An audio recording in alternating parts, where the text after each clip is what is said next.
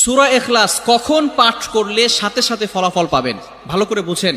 সূরা ইখলাস হচ্ছে পবিত্র কোরআনুল কারীমের ভিতরে ছোট সূরাদের ভিতরে অন্যতম একটি সূরা। তবে ফজিলতের দিক থেকে সূরা ইখলাস হচ্ছে গুরুত্বপূর্ণ ফজিলত, এবং এই সূরাটা এমন একটা সময় আল্লাহ পাক রব্বুল আলামিন নাজিল করে দিয়েছেন যখন আল্লাহ রাসূল সাল্লাল্লাহু আলাইহি ওয়াসাল্লাম দ্বীনের প্রচার করতে লাগলেন।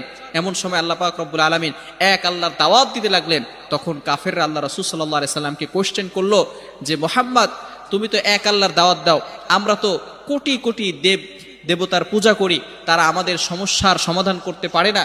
তুমি যে আল্লাহর দাওয়াত দাও সেই আল্লাহ কয়জন এবং সেই আল্লাহর সন্তান আছে কিনা? সাথে সাথে আল্লাহ পাক রব্বুল আলামিন এই কাফেরদের প্রশ্নের উত্তরে আল্লাহ রাসূল সাল্লাল্লাহু আলাইহি সাল্লামের কাছে এই সূরাটি নাজিল করলেন, কুল হুয়াল্লাহু আহাদ আল্লাহুস সামাদ লাম ইয়ালিদ ওয়া লাম ইউলাদ ওয়া লাম ইয়াকুল লাহু কুফুয়ান আহাদ। আল্লাহ পাক রব্বুল আলামিন এক, অদ্বিতীয়,